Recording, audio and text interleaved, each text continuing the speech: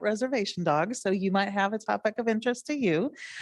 So now I'm going to introduce our speaker, who has so many amazing accomplishments that I would like to share with you. Mr. Evan Banks graduated cum laude with honors from Missouri Western in 2019 with degrees in both history and political science, and minored in peace and conflict resolution studies. In that time, he presented research on topics ranging from the 19th century American whaling industry, the role of the banana industry played in state-sanctioned violence in Guatemala, Title VI policy. Oh, I gotta look that up. Title VI policy and the feasibility of the food cart industry. Before returning to college as a fourth degree black belt, he managed and operated multiple martial arts schools and has taught hundreds of students the principles of a healthy mind, body, and spirit. An avid science fiction fan since a young age, he has always taken an interest in the deeper meanings found in the arts and humanities.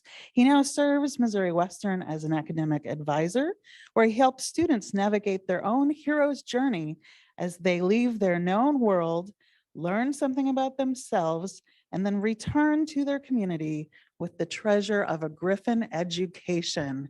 Everybody give it up for Mr. Evan Banks. And give him a minute while he gets all mic'd up and set here. Thank you very much. So happy to have you. Happy to be here. Okay. Well, hi, everybody. Thank you, Dr. Martins, for introducing me. Like she said, my name is Evan. I am an academic advisor here at Missouri Western and a recent graduate, but my primary master status, as I communicate it to people, is a Jedi. Whether or not you believe that to be an actual thing that somebody can subscribe to, I don't care. I do. But my goal here today is to talk to you primarily about Joseph Campbell, and then probably I should have changed this to Star Wars and a cursory glance at Joseph Campbell, but you know, as things develop, they change. So without any further ado, let's start at the beginning, because that's where you do that. We're going to talk about Star Wars first. So I'm going to go through the who, what, when, and why of Star Wars and Joseph Campbell. First, when we talk about the who of Star Wars, we see George Lucas et al. More often than not, when somebody is considering George Lucas, they think of this figure. It's like poetry, rhymes. I want to invite you to, rather than looking at this media mogul in this lens, look at him in this lens. Just kidding, not that one. That one of the young, fresh out of college film student. For those of you that don't know, Star Wars was probably unlikely to have been made ever.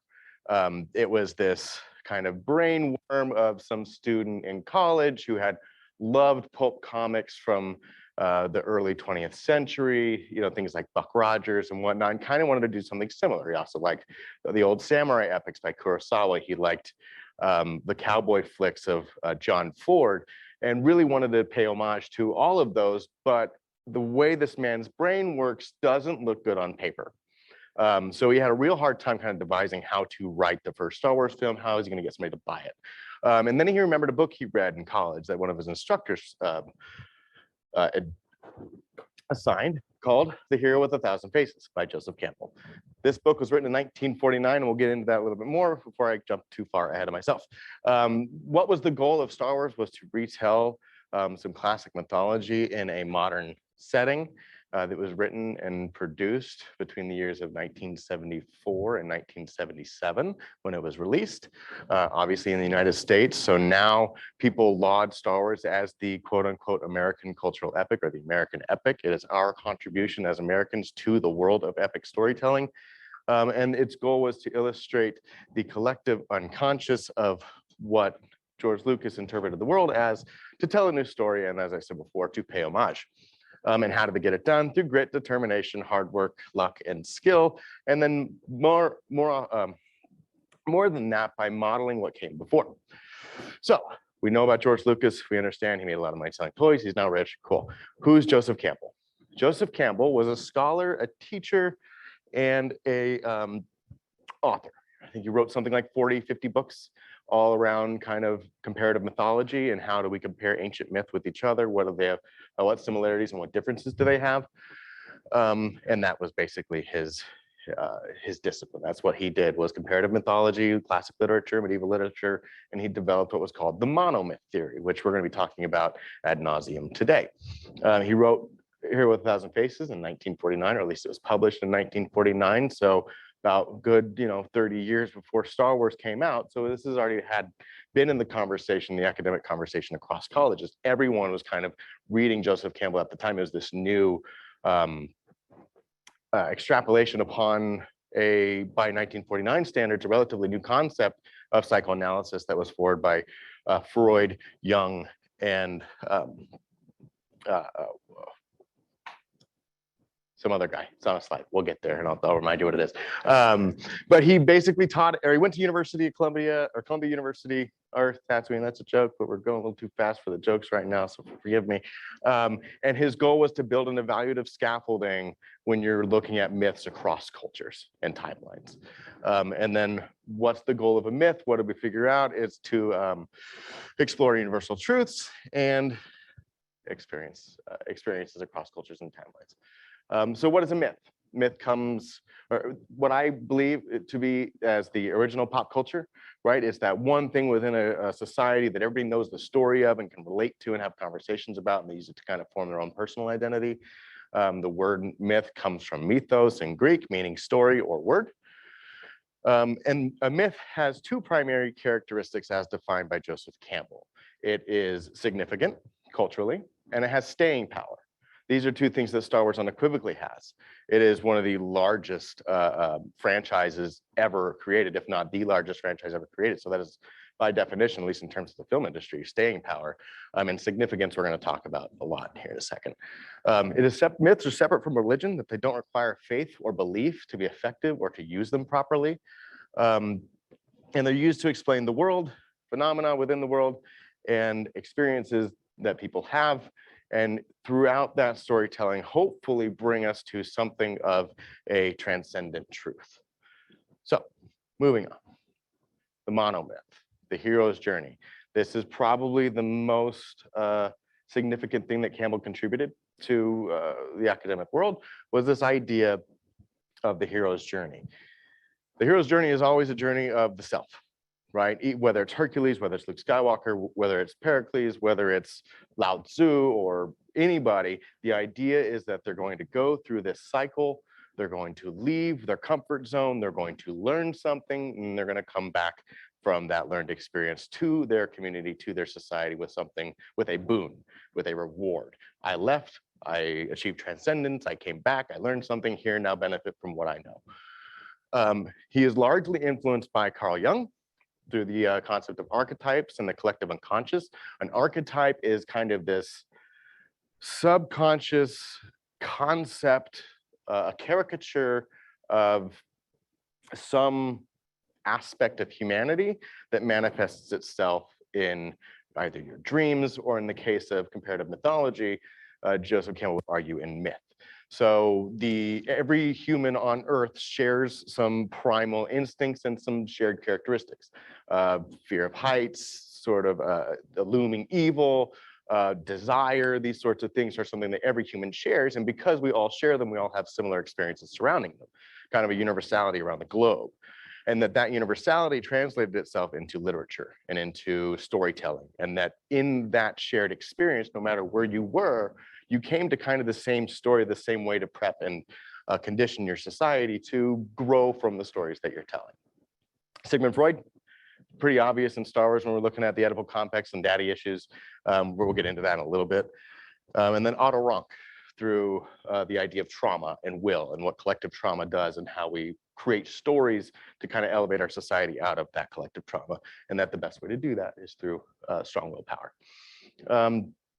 But regardless, the monomyth is not a hard line, kind of every single thing that's of value is going to share these characteristics. No, it's kind of a roadmap or a quick reference guide more than it is a definition, bless you. And that the monomyth is the vehicle through which the individual finds a sense of identity and place in the world. So for you all, college is probably one of those first hero's journeys that you're going to go on. You cross the threshold. We'll go through all those things in a second.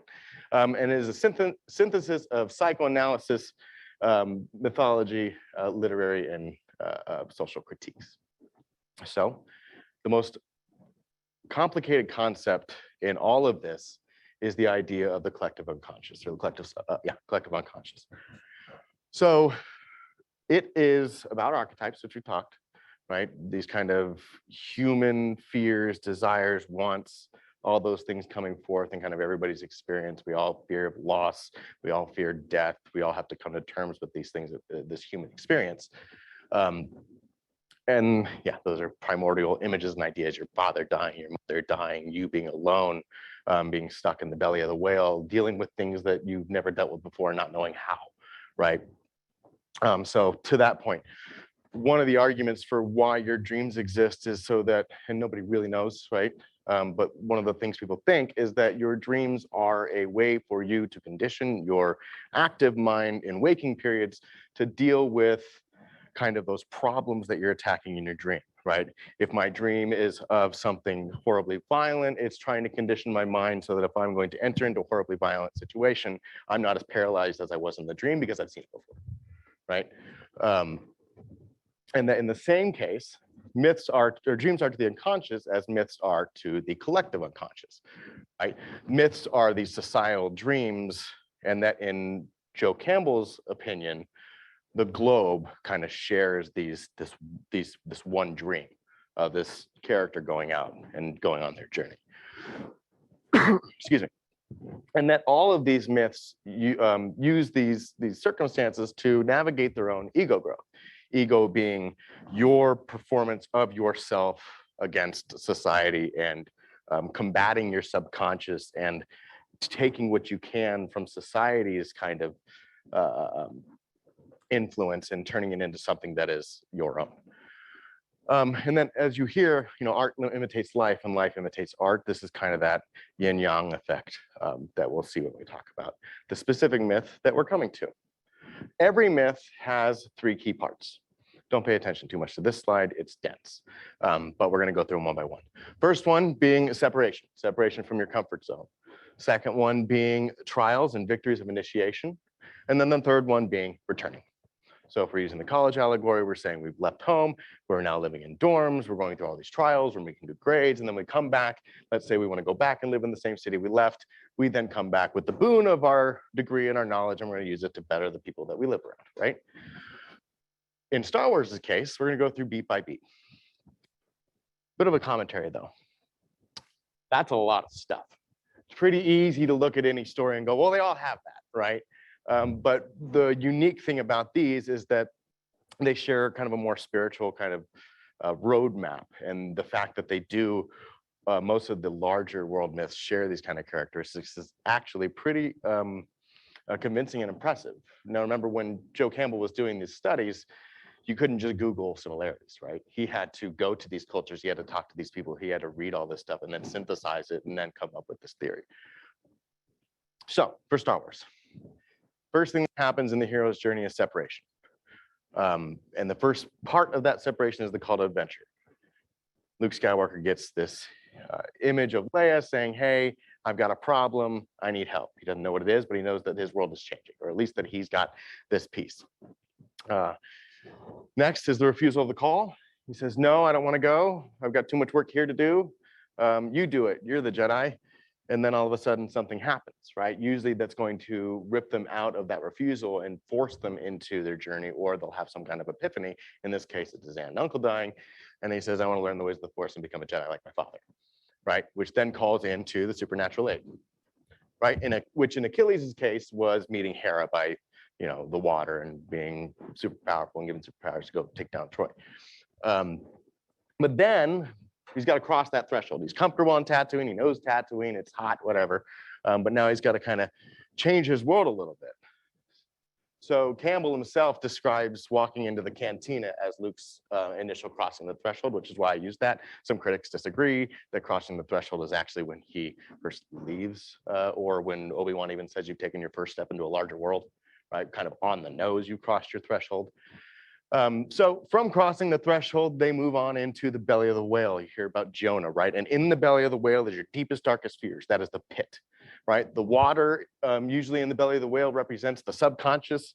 And I heard a very interesting take today as I was prepping that Han is the devil on his shoulder and that Leia is the angel on his shoulder, and that when he's in the belly of the whale, he's combating both sides of his own psyche, and that his shadow self of Han, who represents everything that he isn't, kind of like flighty, not a hero, and Leia, everything he wants to be, which is confident, ready to go, and Luke has to somehow synthesize the both, and it's in this moment where they all come together and go from being at odds to each other, into the garbage chute fly boy to you came in that thing, and they start to become friends, right? Very interesting. But everybody's got their own interpretation. You're going to find that I'm examining kind of Star Wars as a entire franchise from episode 1 or from episode 4 all the way to episode 9. But you'll find each episode itself follows the same thing. So it's really more like a circle of a bunch of little circles in between that all kind of, it's like poetry, it rhymes, right? So that's the joke.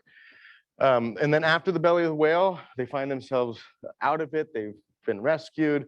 They find themselves on a road of trials, right? They've got to defeat the dragon. In this case, the dragon is the Death Star or the Empire. Once they defeat it, the dragon escapes, comes back bigger in when the Empire Strikes Back, and then even bigger in Return of the Jedi, so literally bigger.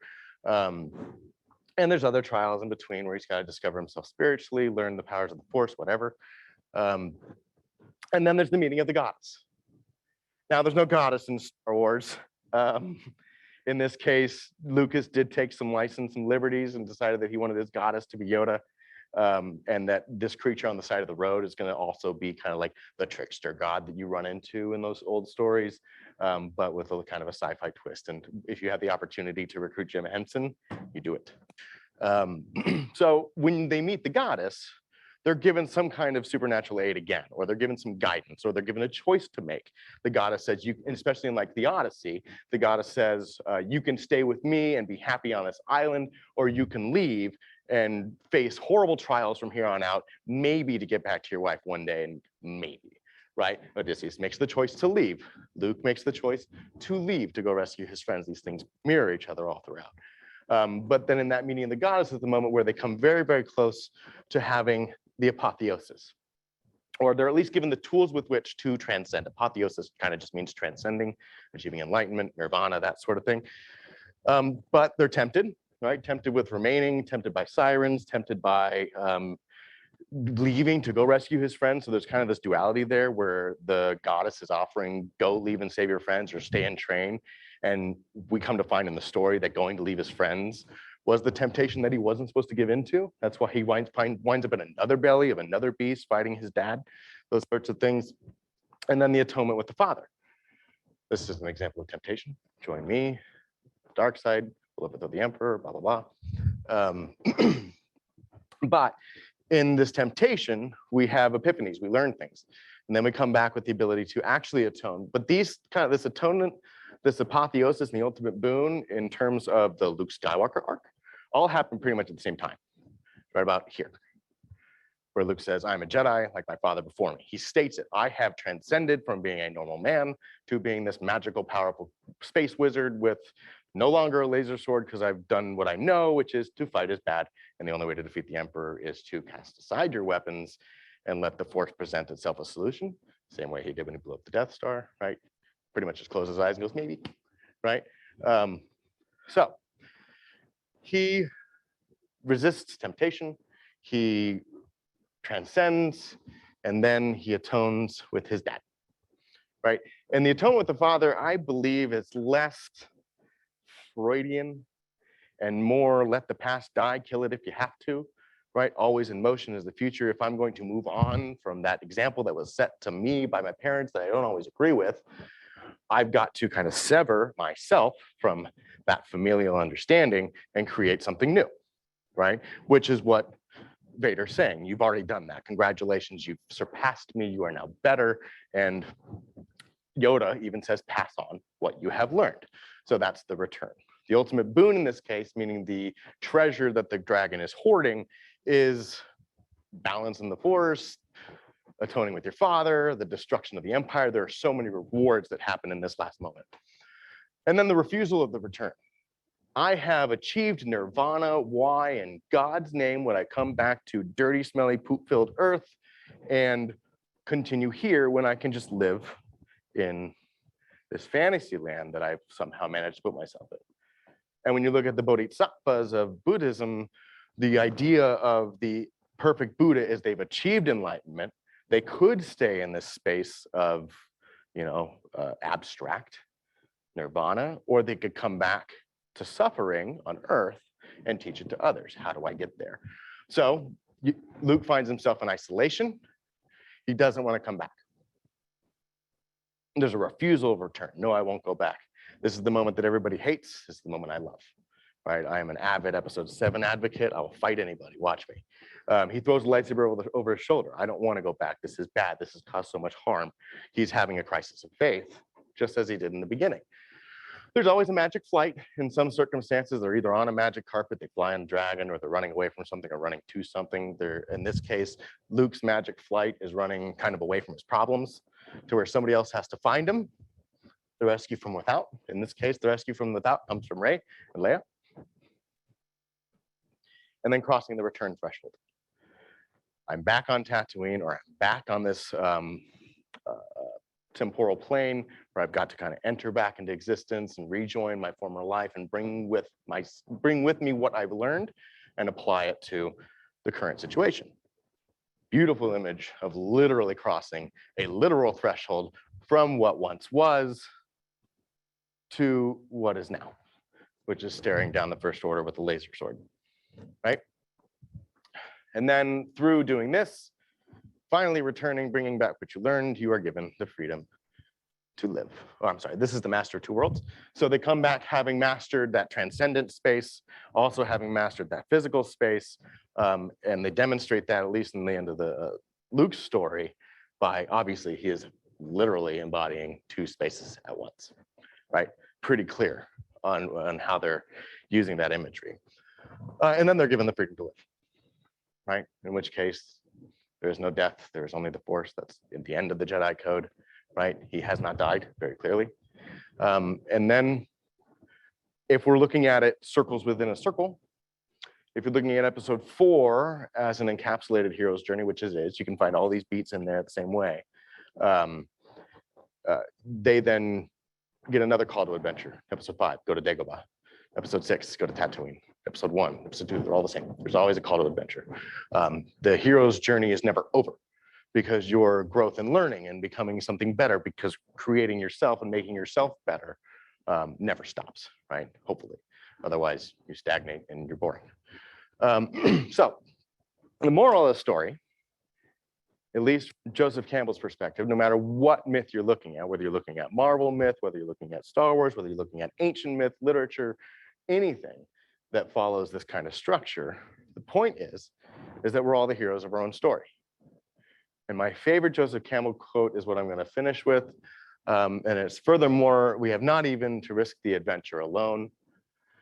For the heroes of all time have gone before us. The labyrinth is thoroughly known. We have only to tread the hero path. We have only to walk the hero path. We have only to follow the thread of the hero path. Thank you, that's what that says. And where we had thought to find an abomination, we shall find a god. And where we had thought to slay another, we shall slay ourselves. Where we had thought to travel outward, we shall come to the center of our own existence.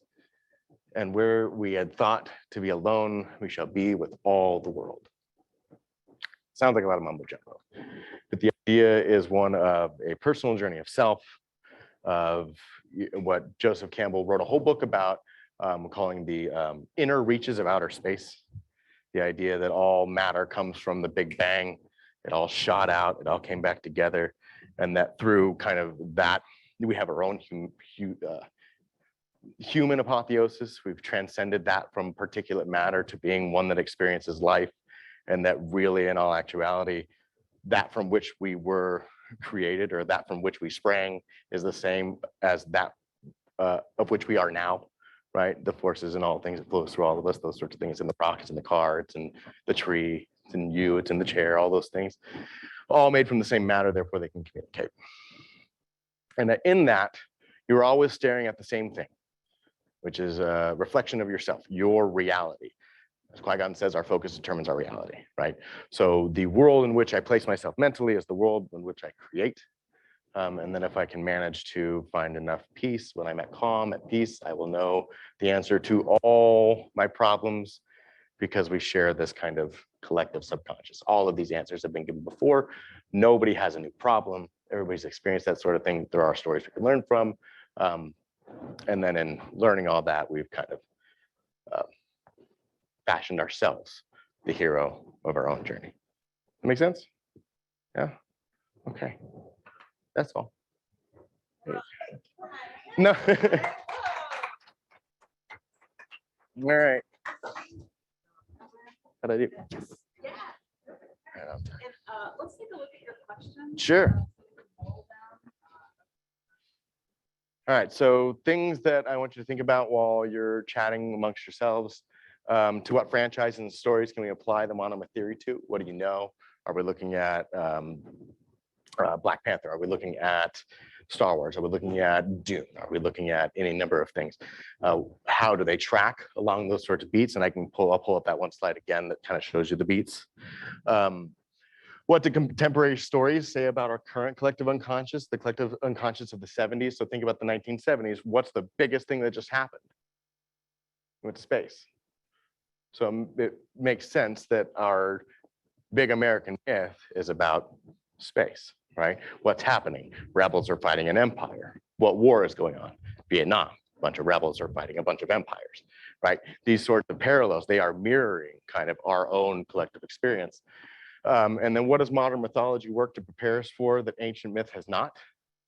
What's new? What are we adding? It's no longer just about love and the human existence. What has modern myth told us? What has Marvel told us? What are we learning about how the world is progressing? And how can we use myth to explore our own concepts of self and ego? And how have you applied mythic stories to your own self and ego? Yeah? Cool. Thank you. Okay, so now we're going to take 10 minutes. I encourage you to read at least a couple of and chat about these topics. Also, if you find what pop culture topics are. What? He likes to eat hearts, that's all I'm saying. Oh, this is good. This is so good.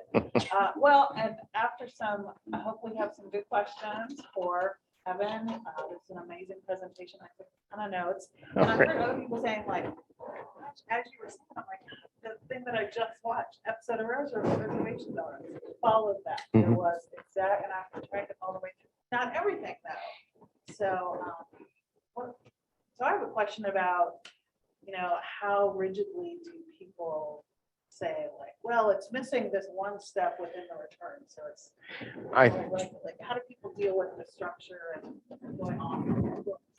I think even Campbell used it as a, let me look at this. Evan, are you there? The question was, how do we reconcile a missing component of the hero's journey when it's supposed to follow a model? There you are. Thank you very much. So I think Joe Campbell, because we're familiar now, and I found myself calling him Joe yesterday. Joe C. Yeah. I believe even he would say that they don't have to necessarily always happen in sequence. But most of the more successful staying myths do hit the larger beats. There are the subcomponents, some that are more important than others, obviously, like the trials don't have to be as long or whatever. But I think most of the people looking at literature or looking back at the literature that are looking at it through Campbell's lens have been trained through his writing to kind of take it with a grain of salt, right? And if considering he's building his scaffolding on Freud, Rank, and Jung, that's some flimsy axioms to start with, to begin with, right? So, Luke killed both. how do you mean? Yeah. Oh, he killed his aunt and uncle? No, he killed his mom. Technically, blew her out. Oh, yes.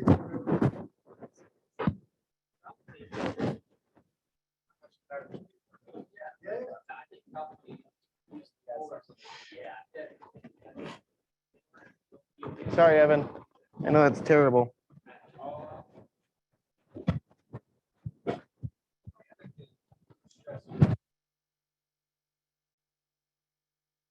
Yes, no, sorry, it's too scratchy and then I forgot to turn back on. The question was, can I explain canon? And then I mistakenly said, let's look at the Catholic Church. Whoops. Canon is the idea that within a story, a myth, a religion, a work of literature, that absent all theory, these beats are true. Right. Star Wars has this daunting task to deal with its fan base. Its fan base is a rabid, hateful bunch. And it's very hard to make a piece of Star Wars that isn't lambasted or ridiculed from some angle. So the way they try to appease fans is to make it all one linear story. Everything that gets put into this universe that is made from Disney's purchase on is canon. Right before, there was a whole bunch of other stories that were written that didn't make sense, like Luke's power levels fluctuated from being able to like open a black hole with the Force to like, I can't jump today because I'm sad, right? So, but it depends on who's writing. In the new canon, because it was such a mess, you couldn't create content before Disney bought it that really fit into the canon because there was so much conflicting canon. Right? Like, where did the clones come from? There's different theories because when they wrote the first time they mentioned the clones, it was just a passing comment in episode 4 to the point to where somebody wrote a book. I was like, oh, the clones went crazy. And then the Republic had to crush them. Right. And that was then retconned, which is retroactive continuity, which means that you go back and change a story so that fits the things that you're writing now. So canon is the idea that things are in sequence and it all fits one narrative. So the canon answer for how did Padme die? It was, she was sad. There is a comic where it shows Vader having a vision, and this sparked a whole debate to where they had to contact the writer of this comic to figure out what the intent of his words were so that people could understand. It's this vision of Anakin, of Vader at that time, seeing Palpatine create Anakin in his mother. And then in that same kind of vision sequence, it shows Palpatine like draining life force from Padme to give into Anakin. But in the same way we discussed earlier, dreams, visions, these things are manifestations of your worst nightmares and trying to prepare you for truths that you may have to come to terms with. That's what the writer ended up saying, which is Charles Soule, I think, who is a prolific Marvel writer and writes a lot of comics, was like, no, this was just basically Palpatine messing with Anakin, trying to induce these paralyzing visions to where he would lose his confidence and then in that kind of emptiness, fill it with Palpatine's BS. So This is a way to justify, Anakin has 2 visions in his life that we know of. Okay. And they both become self-fulfilling. His mother's death and Padme's death. Do we know if he had some other visions? well, at least we know this one that happened in the comics. Right, so he does. So Vader has a very the writers of the Vader comic are awesome. He's going through some major crises. He's meeting this group of rebels. They're called the Amidalans. So kind of Padme's ilk that survive her, right? That are now trying to discover what happened to Anakin, because that was like their queen's best friend, as far as they know. And obviously some of them knew they were lovers. And they're trying to kind of avenge Anakin and Padme's death on the Empire. So when Vader learns what's going on, he's like, oh snap, I know you all. What are you doing? They're like, we're here to avenge Anakin. And he's like, right. So then they go on this journey to try and figure out, and that's where he has this vision of Palpatine birthing him and doing the life thing. But the idea is that Palpatine's trying to separate him from this connection to his past. No. As far as the canon is now, and this could change later, if they do another thing, he did not create Anakin. Same. Canon is that the force created what's called a vergence. Both Ray and Ben are a part of a vergence. A vergence is where there's a large kind of collection of the forces of the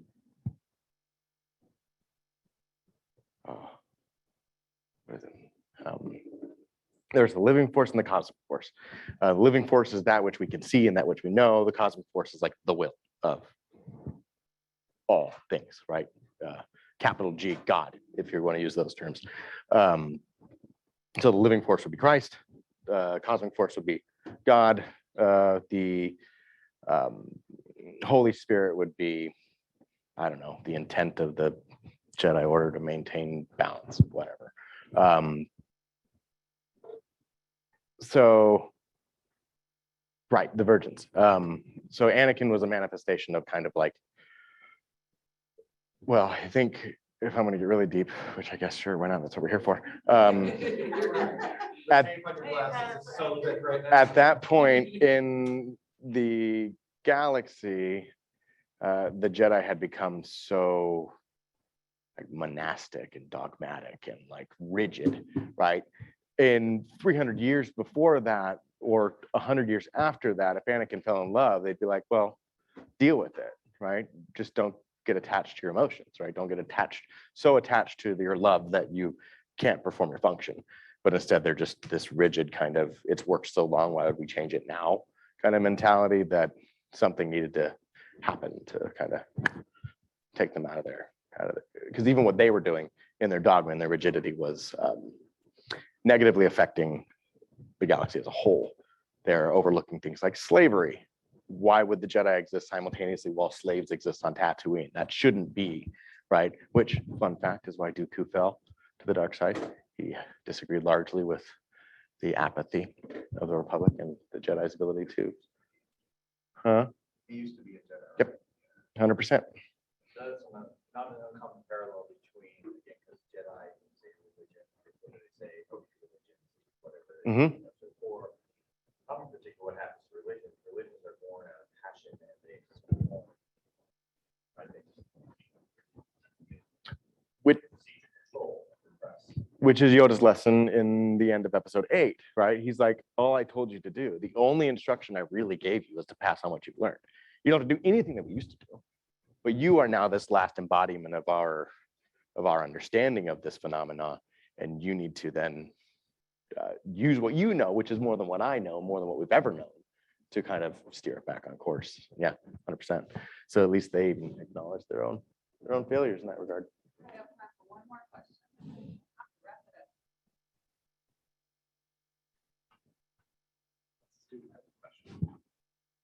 Raise your hand if you've seen Star Wars. All right, good. Cool. Well, it's worth it. I obviously recommend it. All 9.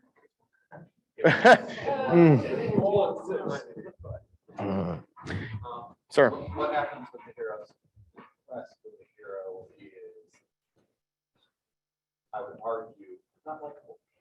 Dom wants to know what happens when the hero is not likable. They're not. Luke isn't really a likable person. Gilgamesh is a douche. If you've ever read the Epic of Gilgamesh, he's a terrible person, Okay. right? He starts out really irritating, right? He's like all confident. He's like, I'm just kind of a douche jock and I'm gonna rule like my dad. And 100%, 100%. But then he loses his buddy and his buddy dies, right? His friend dies and he's got to kind of like, oh no, I loved him so much. Maybe I should just be nice to my friends.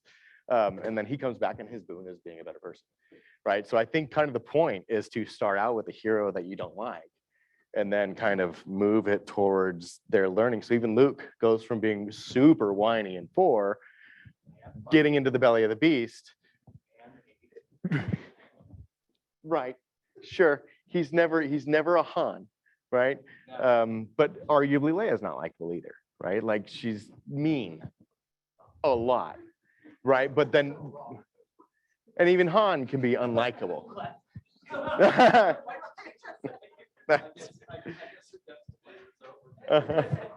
was it.